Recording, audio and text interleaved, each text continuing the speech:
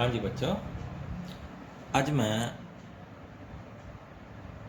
Dispersion of light ਦੇ ਵਿੱਚ ਅਗਲਾ ਟੌਪਿਕ ਲੈ ਕੇ ਆਇਆ ਹਾਂ, ਜਿਹੜਾ ਕਿ ਮੈਨੂੰ ਪਹਿਲਾਂ ਕਰਾਉਣਾ ਚਾਹੀਦਾ ਸੀ, ਦੈਟ ਇਜ਼ ਰਿਫਰੈਕਸ਼ਨ ਥਰੂ ਆ ਪ੍ਰਿਜ਼ਮ। ਹਾਂਜੀ, ਡਾਇਗਰਾਮ ਮੈਂ ਪਹਿਲਾਂ ਬਣਾਈ ਬੈਠਾ। ਡਾਇਗਰਾਮ ਪਹਿਲਾਂ ਤੁਹਾਨੂੰ ਮੈਂ ਪਹਿਲਾਂ ਹੀ ਕਿਹਾ, ऑप्टिक्स ਦੇ ਵਿੱਚ ਰੇ ਡਾਇਗਰਾਮ ਦੇ 30% ਮਾਰਕਸ ਨੇ ਬੱਚੋ। ਰੇ ਡਾਇਗਰਾਮ ਬਿਲਕੁਲ ਨੀਟ ਐਂਡ ਕਲੀਨ ਬਣਾਉਣੀ ਆ। ਡਜ਼ਨਟ ਮੀਨਸ ਕਿ ਜਿਵੇਂ ਮੈਂ ਕਲਰਫੁਲ ਡਾਇਗਰਾਮ ਬਣਾ ਰੱਖੀਏ, ਇੱਦਾਂ ਦੀ ਜ਼ਰੂਰੀ ਨਹੀਂ ਹੈ। ਮੈਂ ਤਾਂ ਇੰਨੀ ਕਲਰਫੁਲ ਬਣਾਈ ਹੈ ਕਿ ਤੁਹਾਨੂੰ ਥੋੜੀ ਸੋਹਣੀ ਲੱਗੇ ਬੇਸ ਤੁਸੀਂ, ਲੇਕਿਨ ਸਕੇਲ ਨਾਲ ਜ਼ਰੂਰ ਬਣਾਉਣੀ ਹੈ, ਚਾਹੇ ਪੈਨਸਲ ਨਾਲ ਹੀ ਬਣਾਓ, ਲੇਕਿਨ ਸਾਫ ਸੁਥਰੀ ਡਾਇਗਰਾਮ ਹੋਣੀ ਚਾਹੀਦੀ ਹੈ। ਤੇ with labelling, proper labelling means ਆ ਜਿਵੇਂ ਲੇਬਲ ਕੀਤਾ ਮੈਂ ABC ਪ੍ਰਿਜ਼ਮ ਹੈ, KL इंसिडेंट रे है, LM रिफ्रैक्टेड रे है एंड MN क्या है, इमरजेंट रे है। जो KL इंसिडेंट रे है, रिफ्रैक्टिव मीडिया जोड़ा है AB, ਉਹਦੇ ਤੇ ON1 क्या है, नॉर्मल। तो I1 क्या होएगा, angle of incidence, and R1 क्या होएगा, एंगल ऑफ रिफ्रैक्शन। क्योंकि रेयर मीडियम तो डेंसर मीडियम से जा रहे हैं ना, तो bends towards the normal. And then angle of incidence जड़ा सैकेंड रिफ्रैक्टिंग मीडिया AC है, ਉਹਦੇ ਉੱਤੇ R2 क्या होएगा, एंगल ऑफ इंसिडेंस। I2 क्या होएगा, एंगल ऑफ इमरजेंस। ओके, बाहर रे ऑफ लाइट निकल गई। ON2 क्या होएगा, the normal on the second interface. KL सीधी जा रही सी बच्चों, तो आर ओके, तो ओ रे ऑफ लाइट दिखाई है ट्रैवर्स, एंड MN फाइनली डाइवर इमरजेंट होगी, इनू एक्सट्रापोलेट कर लिया P तक। तो KO एंड MN ਨੂੰ एक्सट्रापोलेट ਕਰਨ ਦੇ ਵਿੱਚ ਡੈਲਟਾ क्या आएगा, डेविएशन एंगल। यदि डेरिवेशन करनी है आप एंगल ऑफ डेविएशन, सब तो पहला तो आप ही डेरिवेशन करते हैं, calculation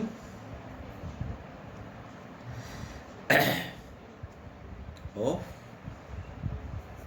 angle of deviation.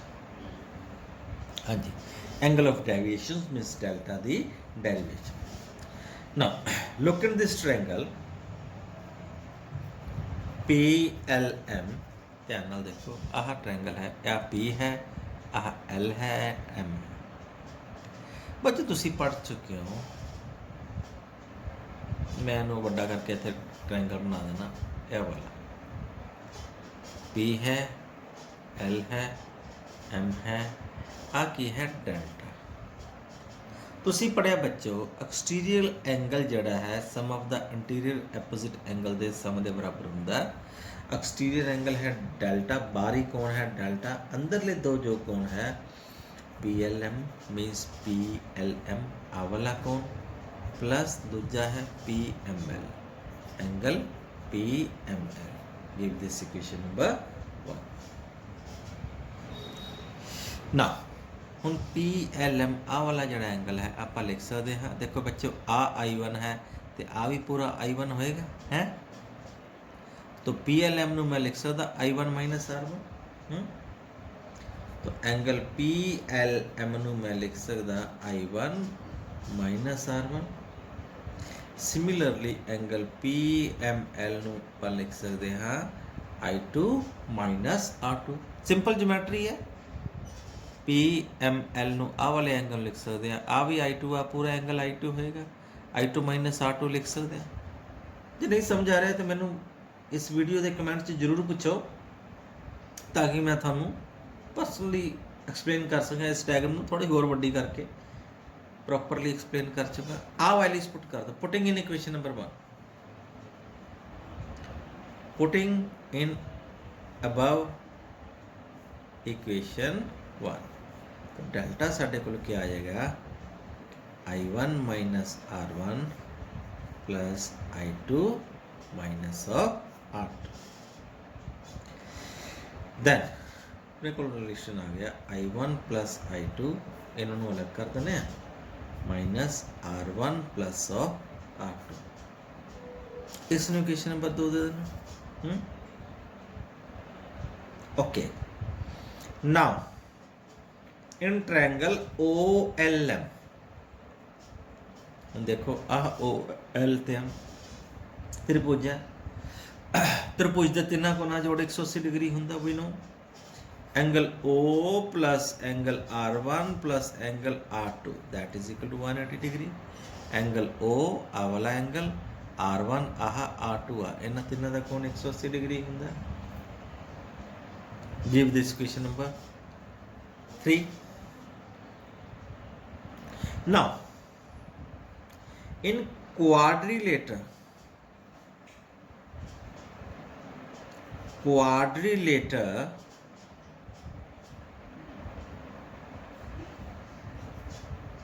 ALOM you check ALOM एक क्वाड्रिलेटर है इन्हां च बच्चे दो कोण जड़े हैं angle L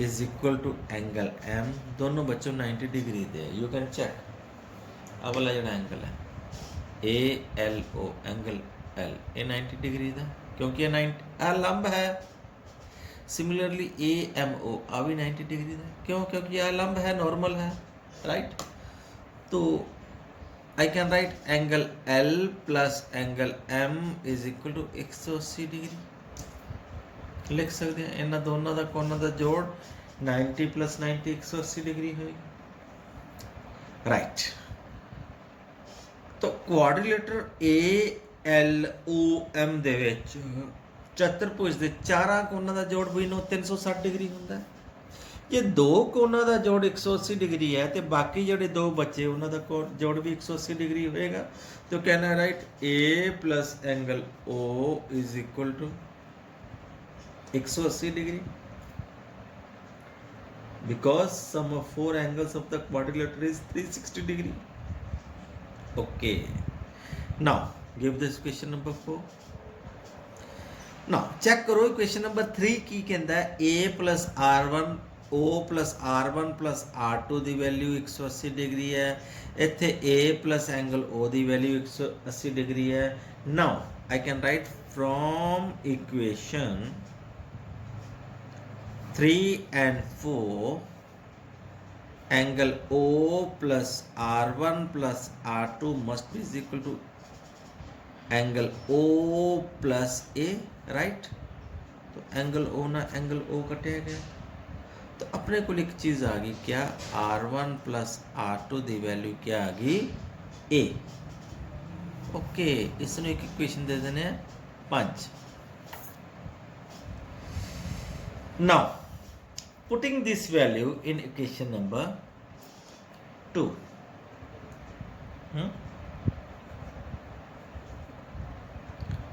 putting equation 5 in equation 2 R1 plus R2 the value A इस इक्वेशन पुट करते हैं तो साढ़े को 2 इक्वेशन जी डेल्टा डेविएशंस दी है ये बन गई I1 plus I2 minus of A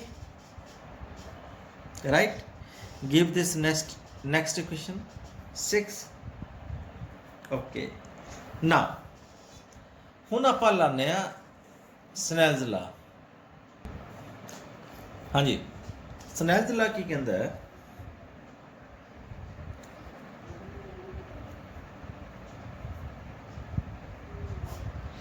refractive index mu is equal to sine of angle of incidence I1 upon sine of angle of incidence R1 when angles are small then sine I1 can be written I1 sine I ਨੂੰ I ਲਿਖ ਸਕਦੇ ਹਾਂ ਤੇ sine R ਨੂੰ R ਲਿਖ ਸਕਦੇ ਹਾਂ ਕਦੋਂ when angles are small तो इत्थों लिख सकते हैं आप I1 की value mu R1 similarly I2 की वैल्यू लिखी जा सकती है mu R2 now putting in equation केड़ी इक्वेशन जी लास्ट इक्वेशन सी अपने को इक्वेशन नंबर 6 आ वाली equation sorry this one I1 I2 की वैल्यू इतने पुट की जा सकती है putting this value equation number 6, तो डेल्टा की वैल्यू क्या आ जाएगी, I1 प्लस I2 सी means mu R1 plus mu R2, I1 plus I2 minus of A, common ले लेने, कॉमन आ जाएगा म्यू, अंदर आएगा R1 plus R2 minus of ए, ठीक है ना। तो R1 प्लस R2 तो अपनी इक्वेशन नंबर कड़ी कहते सी आ वाली, we know that R1 plus R2 is equal to equation number 5 क्या कहती ए है ना। नाउ फ्रॉम इक्वेशन 5 इतने ए पुट कर देने, तो delta comes out to be mu A minus A means mu minus 1 into A, hence proved. तो delta की वैल्यू आ गई अपने को म्यू माइनस 1 इंटू ए, ठीक है। ये फर्स्ट पार्ट आप प्रूव किया, that is angle of deviation. ना सेकेंड पार्ट है very important, second part that is derivation of prism formula। कई बार सीधा प्रिज्म फार्मूला पूछ लेंगे ना। प्रिज्म फार्मूले वास्ते सानू पता होना चाहिए there is an minimum deviation. जे असी एंगल ग्राफ प्लॉट करते हैं versus angle of incidence versus minimum deviation, तो ग्राफ बच्चों कितना आता है, दिस इज वेरी इंपॉर्टेंट, ध्यान ना सुनियो। इधरले पासे लिया क्या, डेल्टा मिनिमम डेविएशन, इधरले पासे लिया एंगल ऑफ इंसिडेंस। तो ग्राफ कितना आता है, जिमें जिमें आप एंगल ऑफ इंसिडेंस बढ़ाने डेविएशन एंगल बच्चों घटता है, उस तो बाद एक वैल्यू के बाद उस तो बाद बदल आ गया, right. Means for a given deviation delta there are two angles of incidence, दो एंगल्स ऑफ इंसिडेंस ने, एक I1 ते दूजा I2, लेकिन for the minimum deviation position delta M there are only one angle of incidence, right। ये I1 और I2 क्या है, डायग्राम ਦੇ ਵਿੱਚ मैं ਤੁਹਾਨੂੰ दिखा देना बच्चों, आ I1 ਤੇ I2 ने अपने को, आ I1 है ਤੇ आ I2 है। तो जो मिनिमम जिमें जिमें आप एंगल ऑफ इंसिडेंस ਵਧਾਉਂਦੇ ਆ डेल्टा ਘਟਦਾ ਹੈ, डेल्टा ਘਟਦਾ ਹੈ। एक वैल्यू ऐसी आती है मिनिमम डेविएशन पोजीशन ਦੇ ਵਿੱਚ ਜਦੋਂ I1 ਅਤੇ I2 बराबर हो ਜਾਂਦੇ ਨੇ, तो डेल्टा जड़ा है मिनिमम डेविएशन पोजीशन पे आ जाता है, that angle of incidence becomes equal to angle of emergence. आ डायग्राम दिखा रखा है, at minimum deviation position we must have to write कि angle of incidence is equal to angle of emergence,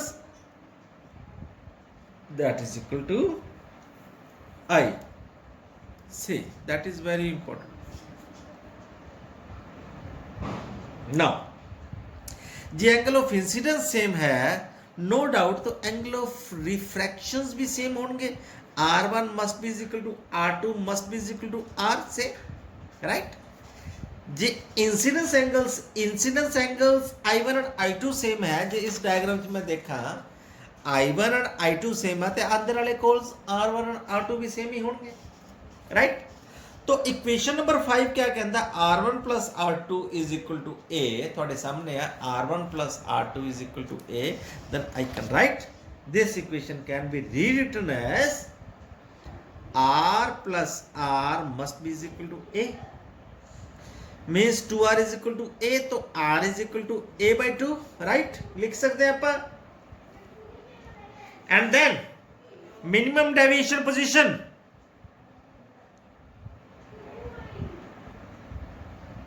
हाँ जी, जो I1 ते I2 बराबर है, इफ R1 R2 R के बराबर हो गया means R is equal to A upon 2, तो मिनिमम डेविएशन पोजीशन ਦੇ ਵਿੱਚ ਇੱਥੇ ਵੈਲਿਊ ਪੁੱਟ ਕਰ ਦਿੰਦੇ ਨਾ ਇਕੁਏਸ਼ਨ ਨੰਬਰ 6 ਦੇ ਵਿੱਚ ਆਪਣੇ ਕੋਲ I1 ਤੇ I2 ਦੋਨੋਂ ਬਰਾਬਰ ਹੋ ਗਏ ਹੈ ਨਾ ਆਪਾਂ ਕੀ ਲਿਖਿਆ I1 I2 I से है ना आ वैल्यू ਇੱਥੇ ਪੁੱਟ ਕਰ ਦਿੰਦੇ ਆ I + I राइट ओके तो ਕੀ ਆ ਜਾਏਗਾ ਆਪਣੇ ਕੋਲ उस वेले डेल्टा की value we can write delta M क्योंकि डेल्टा जड़ा किस बराबर हो गया मिनिमम डेविएशन पोजीशन तो डेल्टा M की वैल्यू आएगी I + I minus of A।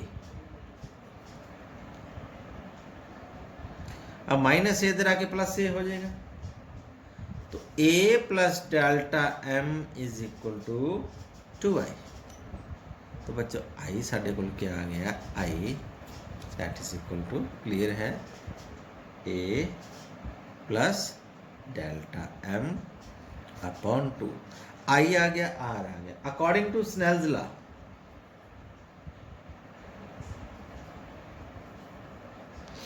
तो refractive index mu is equal to sine of angle of incidence upon sine of angle of refraction. तो आई की वैल्यू बच्चे पुट कर देना ये आर की वैल्यू पुट कर देना इतने तो आ जाएगा अपने पास sine of I which is equal to A + delta M upon 2